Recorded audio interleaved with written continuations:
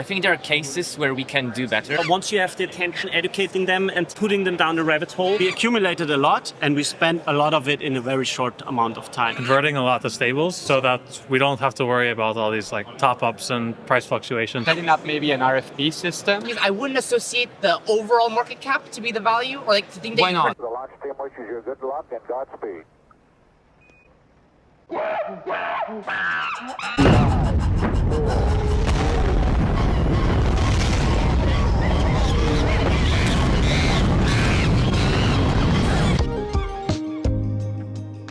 Space monkeys blasting off with a bunch of heavy hitters from the Polkadot DAO. Everybody has an opinion of how to spend the treasury and find consensus, but we're going to figure it all out today. Welcome everybody to the show. We have Tommy, known as Allison Bob, Jonas, researcher at the Web3 Foundation, Sean Tabreze, core developer. We have Tomas from Bifrost. We have Maciej from Parity Core Dev. Joe, fresh off the bicycle from Parity or Web3 Foundation today? Web3 Foundation. Web3 Foundation lately.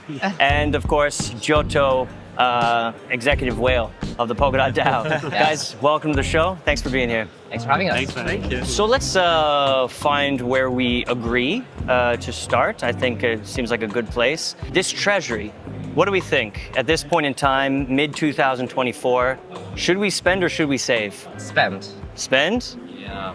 Yeah? Right. Anybody think we should save? I'm on the conservative side, Yeah. but I wouldn't say we don't have to spend zero money. So we have to spend money. We have to but spend it has something. to be effective. Mm-hmm. I think that's the Yeah. main Yeah. goal for everyone. I think we should actually spend. Yeah, on the community side, I think it is seen as we are spending too much money because Spending too much. we don't see the results. So it needs to be effective. I see. In fact. Spend with more accountability. Spending with more accountability? Yeah. Tommy? I think, I was saying this in the past, you should spend as much as possible as you can meaningfully spend. So when you have a good plan, when you have a good concept of what impact is going to have, then you can spend it. Why don't we look 5 years out? Okay, so this is a little more than a common liquidity cycle in crypto. What would be the ideal outcome of our spending choices today? I think like having a longer term treasury outlook would be good. So like converting a lot to stables over the next, say, 2 years. Yeah. So that we don't have to worry about all these like top ups and price fluctuations and stuff like this. So having a strategy where we actually convert some of the revenue into the treasury, into other assets. And then like, I think funding effective projects, but then it's hard to define like what is effective, right? Like, and a lot of stuff takes a long time to see the results of. I think we can be easier about this. I think 5 years, I think we can all agree, Polkadot to have a bigger footprint in the blockchain world, right? Polkadot to be used in real applications that affect individuals in the world. Okay. For Polkadot to be delivering the best tech, delivering the best user stories, delivering understandable marketing and understandable, value propositions. Like, I think that's kind of definitely there, right? Yeah. And then how we get there, we need to have a good treasury that actually can fund that, continue to make it go. Good viewpoint of where we're going next, capturing the right people to actually build on it, capturing good user stories, everything like that, right? There's a lot of pieces, but end of the day, I think the main easy thing is we want a bigger footprint in the blockchain space. Okay. Yeah. So then how? Right? How? Like, I mean, that's the question. Web3 success means that we have an ecosystem that allows you to build good Web3 applications. Okay. But to make this possible, you need multiple enabling factors. You need good tech. You need tech where you can onboard developers, allow them to onboard. You need to make it known, so you need proper marketing to make Polkadot known and get fresh people in. Yeah. You need a strong community. You need liquidity.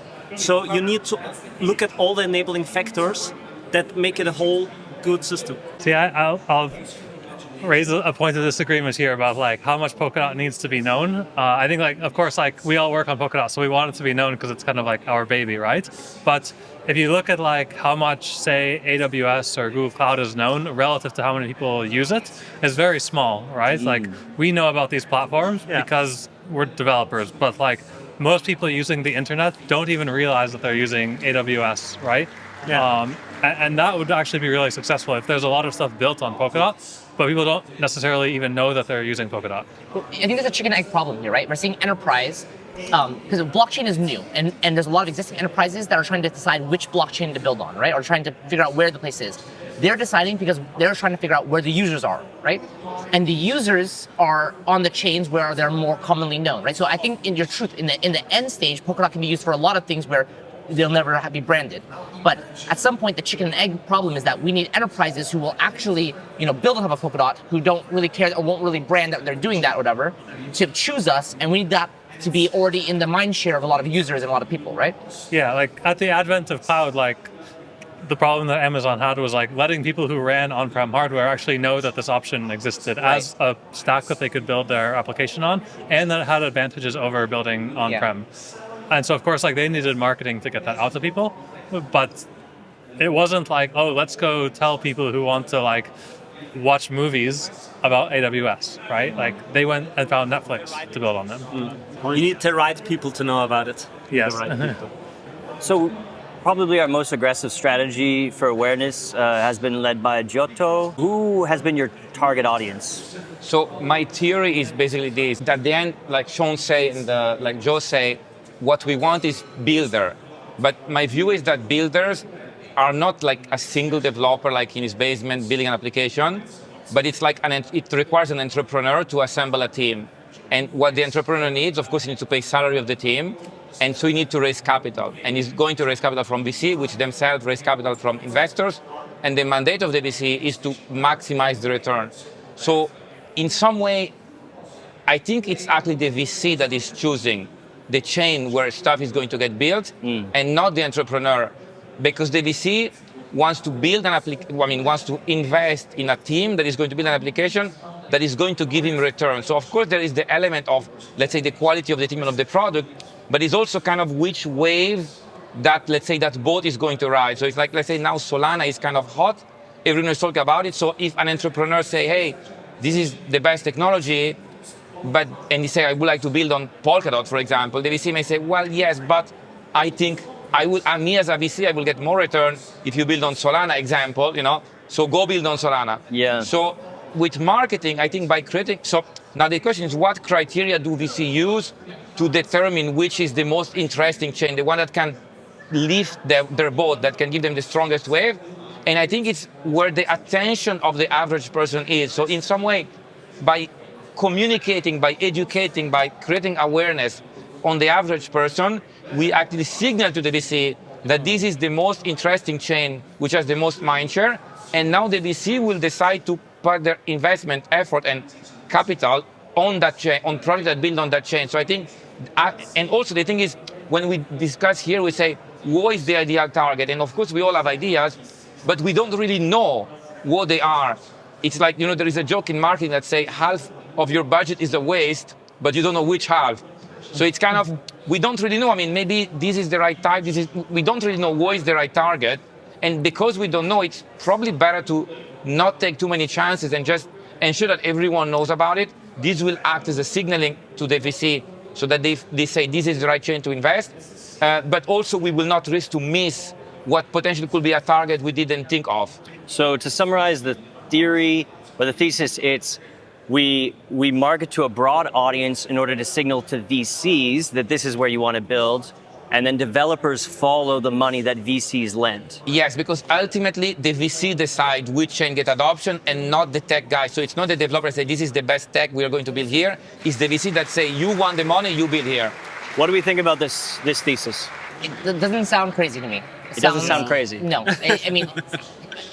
Decent. It does sound crazy to you? No, it doesn't. It sounds reasonable to me. I think not only that, but it feels correct based off of my experiences in the space, right? Like you're just seeing like lots of meme coins and people aping the things and doing degenerate stuff, and somehow that is attracting people to invest more, even though we know that these things are mostly funded by like nonsense and by centralization and by lesser technology stack, right? Yeah. But somehow it kind of works. So I kind of, I wish it wasn't that way, maybe. But it seems to be the reality, to me. I think so. What I can see from my limited experience is that I think VC called the shot. The VC decides which chains get the project. The entrepreneur, they may say this chain is slightly better, this one is slightly worse, or even this one is much better, this one is much worse. But eventually the VC say, if you want the money, it has to be here. Think about Ethereum. nowadays building on Ethereum is, I mean, we know that it's, I mean, of course now there are the L2, etc. But in general, it's certainly not the best choice technically to build on Ethereum, but still a lot of people still do. Why? Maybe because Ethereum has a lot of liquidity. The VC, they say, okay, Ethereum is kind of big, it's solid, lots of users, just go by there. So I think basically we have to increase the mindshare, the awareness, etc. So that VC say, oh, Polkadot is also a viable option. Basically they have to say, Polkadot is, because we all know that from a technical perspective it's superior, but it has also to be superior for the VC from an investment perspective. So VC has to feel, when I invest on a team that builds on Polkadot, that's where I get the highest return. So there has to be alignment between what is best for the developers and what is best for the VC, because the VC still weighs more in the choice. I think what you're describing is that you have a field of different factors and they're influencing each other, yes. Right? And so what we always have to consider, what are the levers where do we have the most leverage if we influence something, right? So for example, there is this thesis that Solana is so successful at the moment because they invested a lot in good developer experience, in good documentation, in a good API or SDK. And so I think the work that we have to do is find out which are the levers that we can pull that have the most influence on everything. Or maybe coming from the mindset that you described, how can we create the best story for an investor so that they see Polkadot as a viable ecosystem? So, and I think from the perspective of what can we do within the ecosystem when we're not talking to VCs, my opinion right now is if we invest a lot in creating a great environment for developers. So I think documentation is a point that is often criticized, or just like improving the onboarding experience for developers. It creates the opportunity to create small applications easily. And so it signals, for example, to investors that this is an environment where applications can get built. I mostly agree with what you say, but I want to point a few things. So at the end of the day, it's almost exclusively about money. So the thing is, of course, developer experience is relevant to the extent that the VC can estimate that it's going to reduce the cost. So it's like a terrible developer experience just means that it's more expensive to build on that platform, and a good developer experience means it's cheaper. But that is actually the factor. So the better the developer experience, the cheaper it is to build, which of course increases the ROI of the investor. But the main thing is how much that wave is going to lift their boat. So yes, developer experience is important, but at the end, the one that called the shot is the VC. So the VC is going to consider developer experience, but only to the extent that it reduces the development cost. But the main thing is how much that wave. So basically, if there was a terrible development experience, but that chain was like super hot or exciting, or the VC think it can lift their boat, they will still go for the worst developer experience. But if you have good developer experience, of course it's better, because if you cut the cost of development in two, then they have to invest only half, so they can expect double the return. So of course it's factored in. I generally agree with the overall statement, but I think it's still shooting in the dark. And I think there are cases where we can do better, and a good example of this is like something like Mythical, as a team that migrated to the Polkadot ecosystem that just was considering being in a different place and was in a different place. But we specifically targeted them and said, hey, you can build stuff that you couldn't build in a different place, and it is cheaper here. Specifically targeting the same thing, but to a specific target instead of just widely echoing in the ecosystem. Yeah. And I think that greatly reduces the cost we need to spend on marketing and can significantly enrich the impact it can have. Because this is the same example as the AWS guys did. You know, they didn't just shout to mom and dad and hoping that their son have a developer, or like hoping that they have a cousin developer. It's going to Netflix and saying, hey guys, you don't have to do it on-prem. Do it on cloud. Specifically targeting people that will benefit from it the most to minimize the outage they need to do and maximize the results. And also, I would say, I kind of agree with this, that I think marketing spend is important. I do think that maybe we're a little bit like the cart before the horse, in the sense that we're outreaching to like the general audience, but actually don't have a lot of outputs or a lot of places for them to land as of right now. Now, this Decoded actually just invented a bunch of places to land. I think that we have this simple wallet, which you can pay with dots or whatever, the easy app. You have, I don't know, but Nova just did a presentation right now. I'm not there right now, but they have a MasterCard program, and there's a lot of ways that users can start landing in the space. But I do think, for example, if you start putting the logo on taxis, and there's no QR code on what to do, it's just the word Polkadot, it's kind of dead. We need to have like a welcome.polkadot.network, which really shows them like what it is, how to get it, how to use it, right, and what next, right? Yeah, we have a lot of like like explaining stuff like the wiki, where we say this is how Polkadot works, but we don't tell people what to do, Exactly. and they get stuck. We need to have them go like a clear pipeline. So like, well, if you're going to put the Polkadot logo on the side of a jet, sure, maybe, but there should be an action item there. There should be on the back of someone's photo a QR code which says, this is how you do something. If we don't have that, then we just brand association kind of for is just lost, right? There's no action item. It works for something like Coca-Cola, where it's like accessible everywhere and people know what inherently what to do with it. But not Polkadot. It's just like, oh, exactly. There's this name I keep seeing. Exactly. So this is that. I mean, that's really the big one for me. Is like why I would even push back on marketing spend in this way would be because I don't feel confident that we have that landing spot. And in that case, I would want to put more effort and money into making clear landing spots, and also collaborate with marketing on what kind of landing spots those should be. So 2 questions here. Do you think providing a landing spot for this broader audience, would that strengthen the will of VCs to plant capital, do you think? I mean, so it doesn't hurt to put a QR code. I think in reality, so they're expecting that someone is going to sit on a taxi and is going to scan the QR code is not really realistic. So it's going to happen in a very, very small percentage of case. Usually when you do this kind of branding, so when you kind of showcase your logo, it's more to create familiarity and trust, which means that the crypto, of course, you're not trying to bring people outside of crypto to Polkadot. It's too difficult. So you're trying to bring like Bitcoin people, let's say, to Polkadot. And those people, they probably use CoinMarketCap, CoinGecko, Binance, etc. So they see Polkadot a few times and it kind of go in their mind, oh, this is a serious project, it's not dead, it's strong, blah, blah, blah, blah. But that's still just like a subset of the overall population. Like you're already limiting your audience. And then in that case, like, why are you spending the money to put this on a taxi or a jet? Like just target that audience. Yeah, because it can actually be cheaper. So it's like if you spend, let's say, a certain amount of money for banners, let's say on CoinMarketCap or CoinGecko, it may actually cost a lot more because at the end of the day, maybe 10% of the world population knows crypto in some way or another.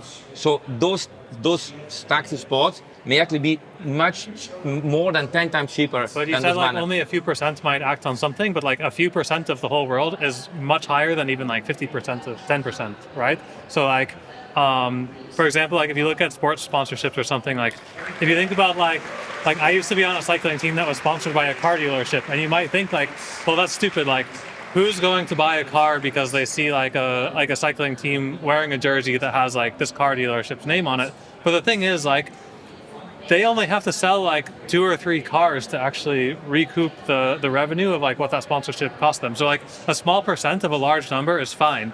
But like just saying like we want this brand awareness because like some percent of 10% might do something because they already have access and they're already in the community, that just seems ineffective when like you can, if you are targeting like this large volume of people, even if only 1 or 2% of them actually act, like you should give them something to act on.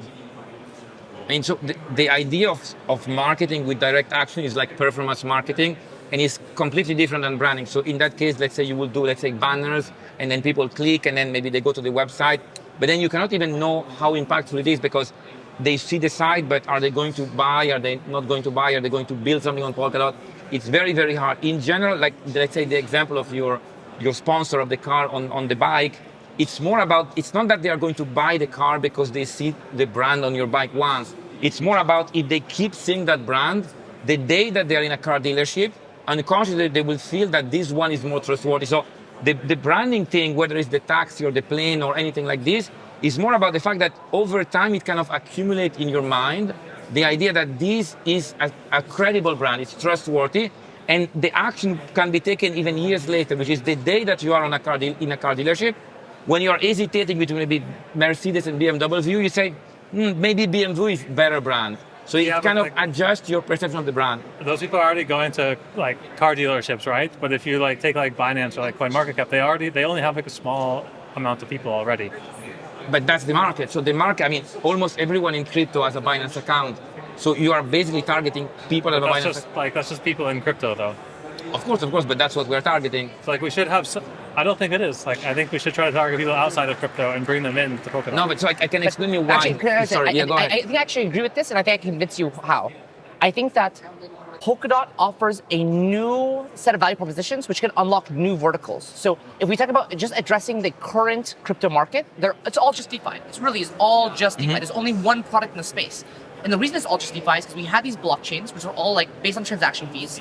that you would have to go, and if you wanted to get your transaction in this block, you had to pay something higher and higher, and the only things that were worth doing were DeFi, where I spend $50, I get $100 back, right? That's worth it. If I spend $50 to update my name, or I spend $50 to do some kind of identity thing or some kind of whatever else, it's not going to be worth it, right? Polkadot finally has, with all these new primitives, made cheap block space, flexible block space, ones where congestion on one parachain doesn't affect congestion on the other parachain, or the other core doesn't affect the other core, where you can actually even provide services to users for free, right? And you coop the cost, doing things like buying your own core time, all that kind of stuff. There's a lot of verticals, and this unlocks verticals like identity, like doing charity work, like doing lots of different common good pillars. And actually, what we need is to tell people, hey, a new paradigm exists, bring in new people. So what I don't want to capture 2% of the existing DeFi space. I want to be the 90% leader of the next identity web. I want to be the 90% leader of the next charity platform or green platform for the world, right? I want to be the next 90% leader for making DAOs. And these are all things which I think can be successful on Polkadot and capture new markets. Yeah, and it's where we actually have a competitive edge. We have a competitive edge in this case, at least for now. Until we get some of the fancy stuff in Jam, that this is where sharding actually shines, and all of this fancy use of block space actually shines. Do we believe that this sort of broad marketing is not so useful right now? Because originally we all agreed with this thesis, but now it seems like I think let's put the logo on taxis, but let's have a QR code. I think that QR code to me is important. Where that QR code lands, what it does, is also important to me, and we need to do better on that. And we need to take these upcoming apps and have that be there. In that case, broad marketing is good. Let's also spend marketing efforts on some of these verticals. Let's establish as a community what kind of places we could be winners in, not play by their games, or their rules, play by our rules, right? And let's try to target those communities specific, right? I assume, similar to broad marketing, you have a lot of experience in targeted marketing, right? Yes. We should. There are some verticals I think that we can actually try to capture and be the ones that they're the first to step into Web3 through Polkadot. So let me ask you a question first regarding the QR code on the taxi and the targeting. Assume that we put a QR code on the taxi. Okay. And then we can really track how many people use it. Yes. But and assume that very few people actually do. Will you then consider the campaign a failure or not? That is, will you end up using the act of following the QR code as the only metric for success, or you will say it's just an extra over the branding? At least for from the engineering side, it would be a success because we can actually see where people stop, right? If somebody scans that and they do step 1 and step 2, but then most people stop, then we can see, hey, maybe this is actually not working well, or people are assuming that it works this way when it works that way, and we need to present this in a better way or make different abstractions. So we actually get a lot of valuable data if that happens. I mean, to judge the success of the campaign, so imagine that only 10 people end up following the QR code. Will you say then the campaign was a failure, or you will say most likely it has branding value that doesn't get measured with the QR? For me, it would be that I would hope that you come and you say, we expect this kind of throughput, and then we can evaluate you based on your own thing. So you could say, off the marketer, I think I can get 1,000 scans, and I think that is worth $20,000. And if we only get 100 scans, we should reevaluate. Maybe it just needs a more clear, we can reevaluate. But I don't think it would be a failure. It would be, directly, right? But I think the danger here is that if you do this, then you will end up optimizing your campaign for scans. So you will try maybe to put an immense QR code, and you will write, scan it now to win something. So it will completely distort, because in reality you want to send the message that Polkadot is a trustworthy brand, so that when they are on Binance or on CoinMarketCap, they say, Polkadot, I remember. If you said to me in this campaign, again, I have to put a lot of trust in that you know these things. You would say that I expect there to be 100,000 views of this campaign. That's just what we want. I expect there only to be 100 scans. And if you told me that, and that was the result, I would feel good. It's like when you think, there would actually be 2,000 scans, there was only 100, that's where we should actually reevaluate the thing, right? And this is where also any kind of data is better than no data, right? Yeah, but it's all about expectations, setting expectations. But you're implying, sorry.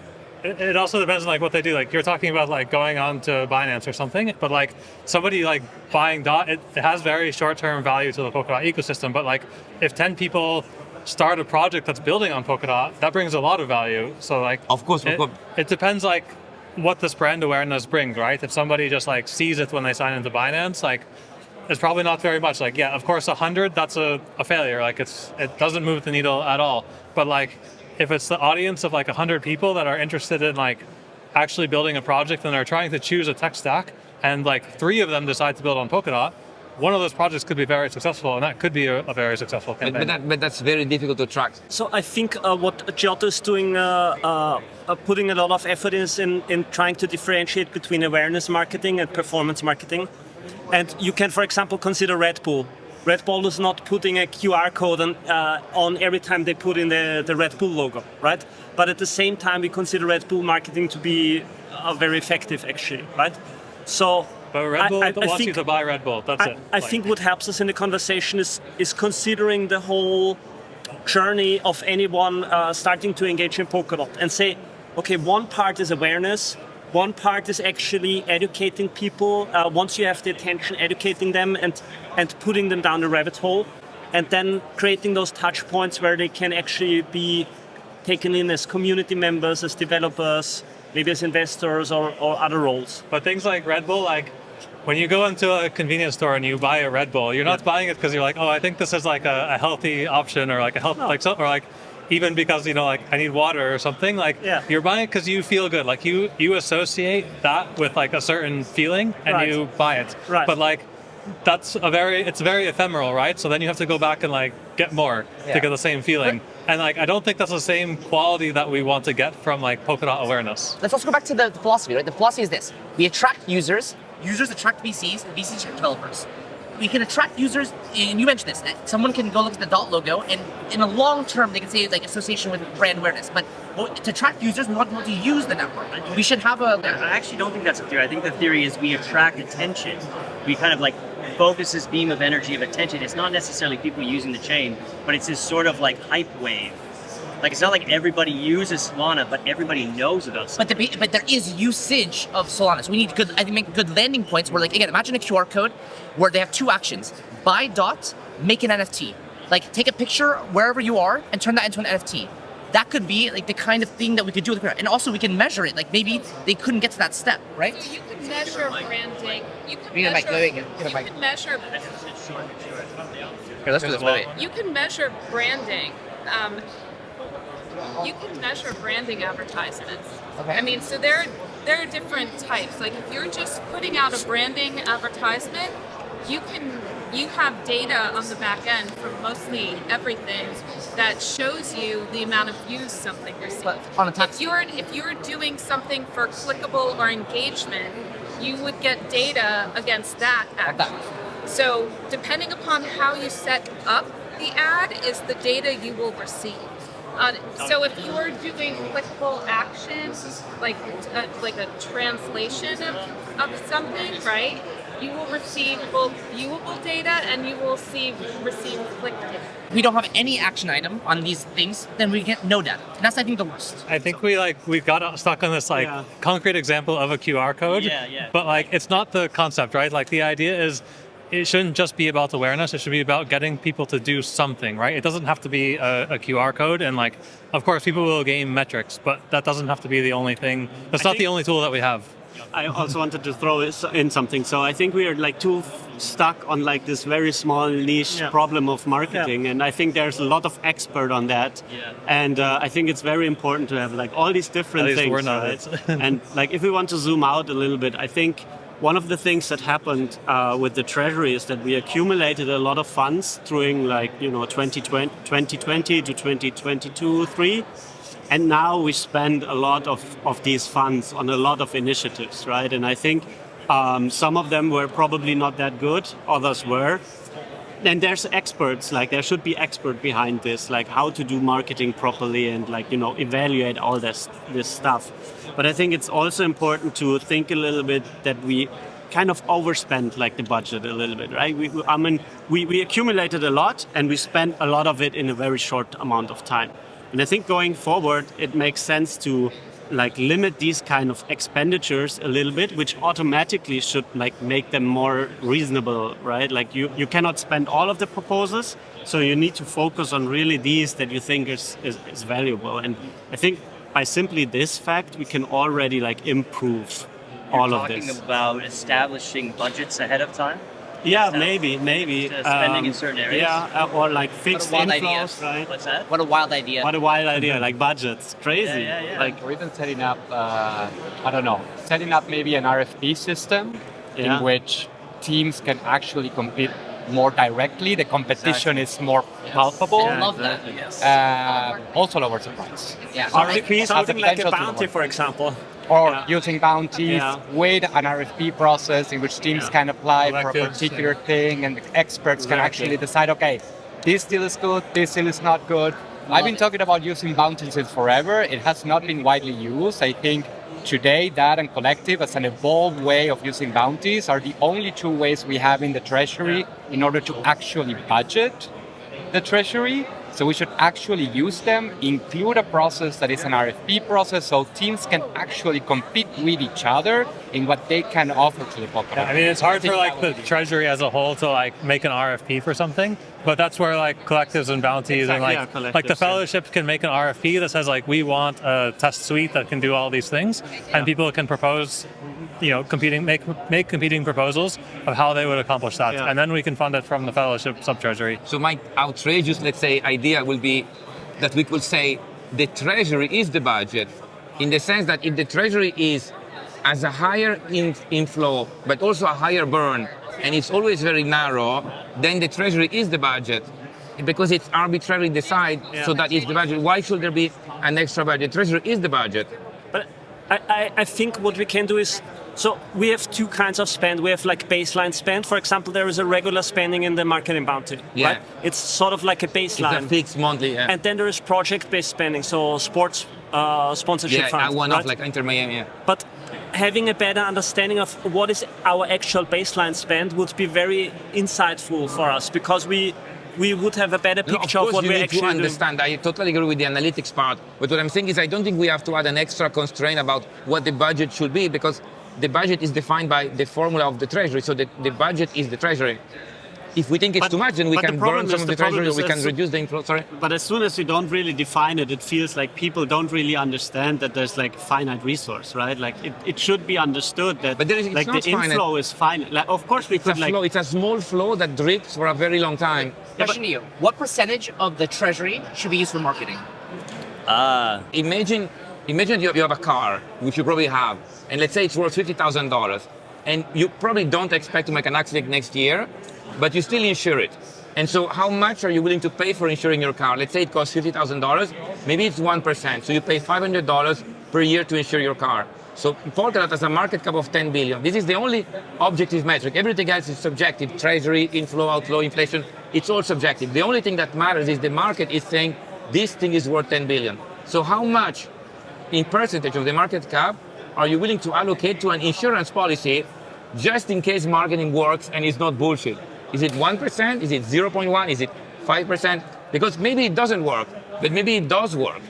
So you see, what percentage will you? I can kind of see your line of thinking here.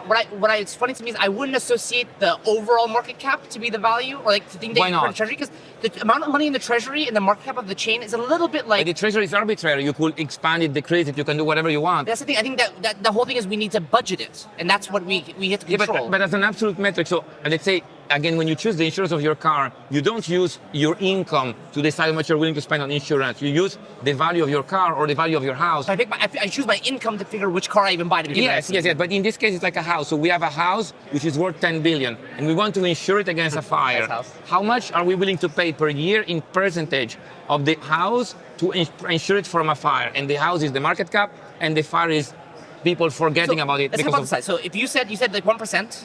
Let's just hypothesize. So if we have a 10 billion, 1% is 100 million. Yeah. 100 million is 1/3 of the treasury. So that's your answer's kind of like 1/3. But maybe the treasury is too small. Why do you consider marketing as insurance?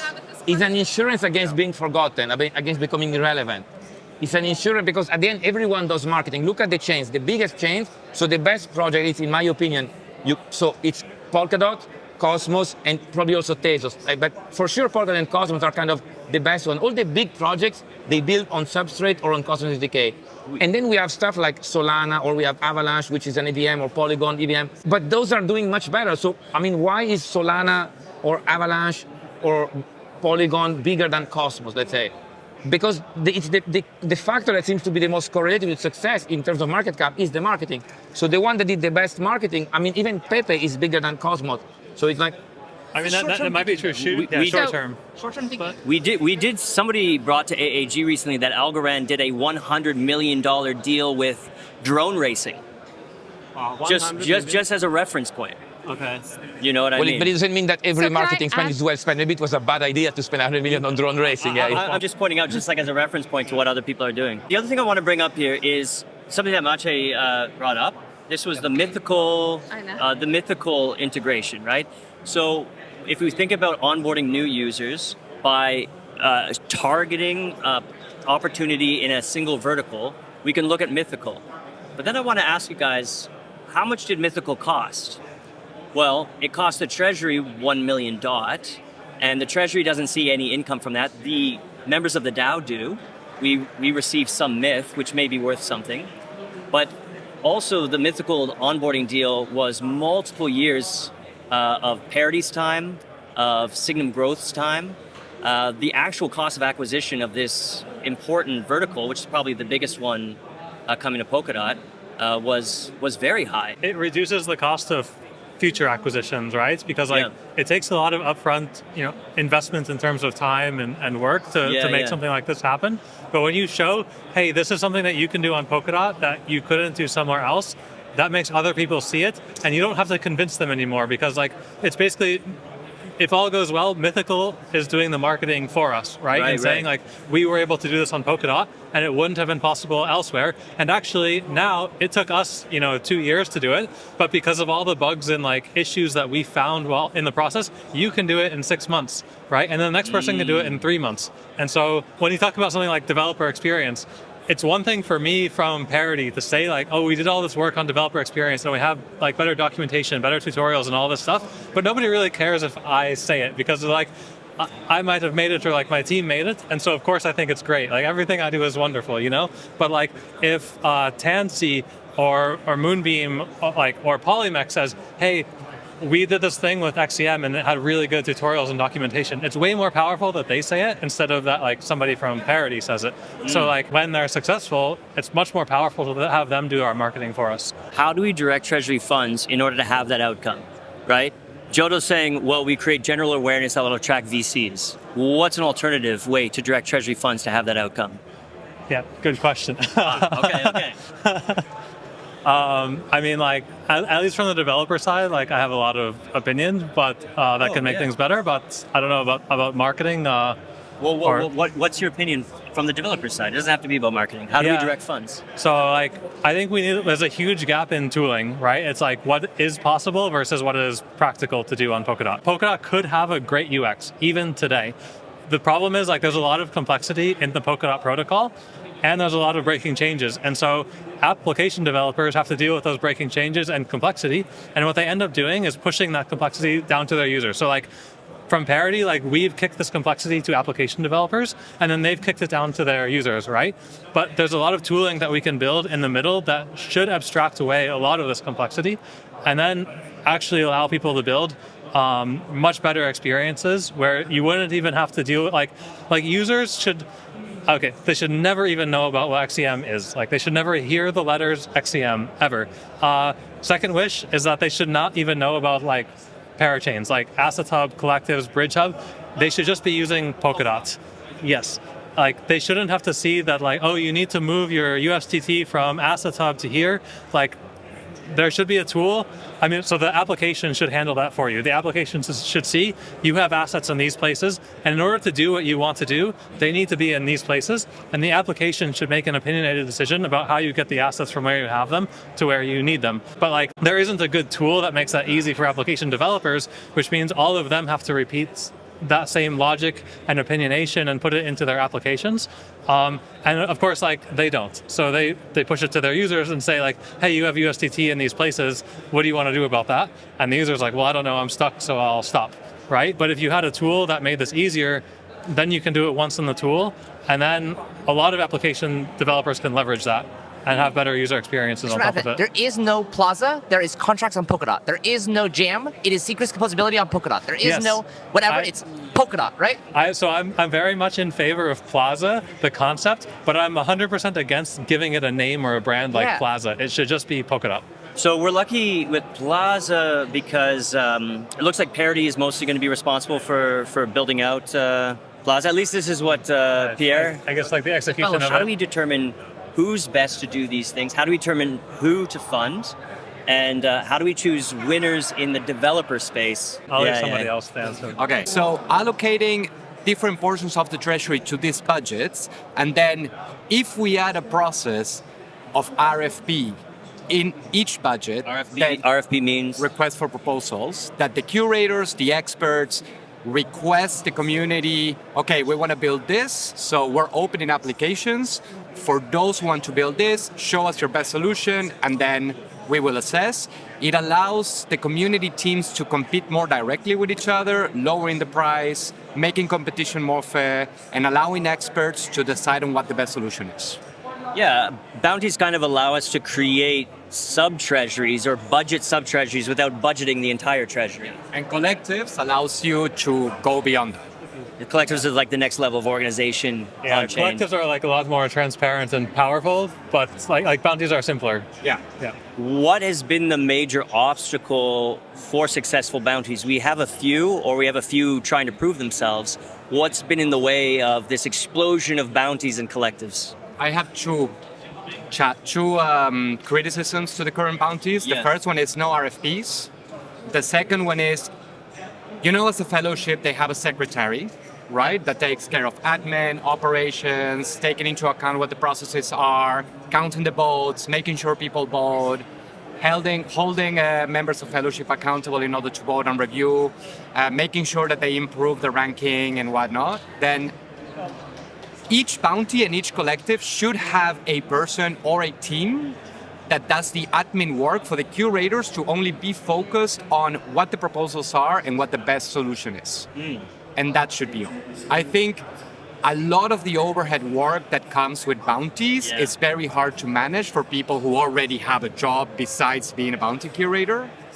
And we rarely see it factored in, just like we rarely see treasury management factored into projects. Exactly. And this could be easily solved by an administrator of bounties, so to say, that could allow people to have an easy process in which they can request proposals, assess proposals, and then this person or team would give transparency to the community, which is what we need. And better UX to discover sub-bounties. But what very important. What I think you're saying, what it points to is that the scarcest resource that we have is competent people.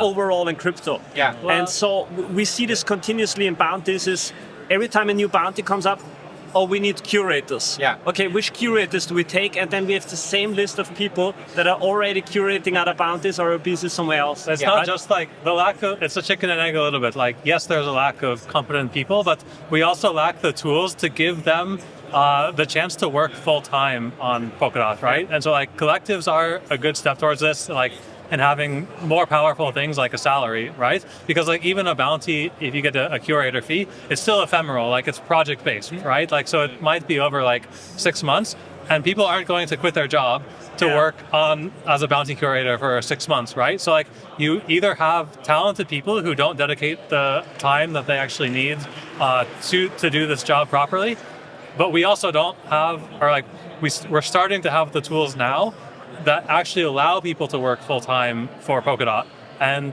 that will bring in more competent people who will actually, quit their job and work and be able to work full-time for Polkadot.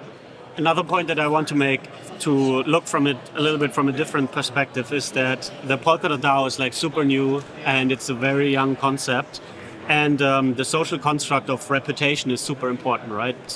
But we don't even have the time yet to develop this kind of construct, right? But we kind of see these things appearing, and we know much better which teams have a good reputation, where we can basically trust that these kind of deliverables are more being delivered, or it's more successful. And I think this is also an important part that hopefully soon will improve the whole spending because it's not like some people that have like no history, nothing, and they want to have a huge sum for something, but we can actually see what they did in the past, and then like optimize spending hopefully in that regard. Very nice. Quick round of aye or nay. Fix income to the treasury, aye or nay? Aye. Aye. Definitely.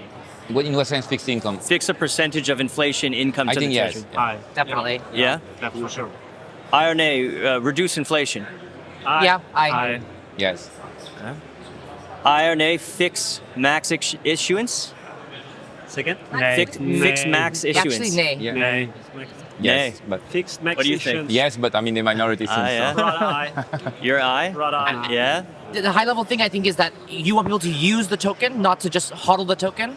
To use the token, we've seen in other economics that like a 2% inflation or whatever encourages the spending. And I think that we should believe that year over year, we're bringing more than 2%, like just I'm picking a number, like we're bringing more value back to the network than the inflation. So Growth has to be more than inflation. Yeah. exactly. So if we keep it still, we just create hodlers, and that will actually lower the value because Polkadot's meant to be used. It's a utility token. It's not a cryptocurrency.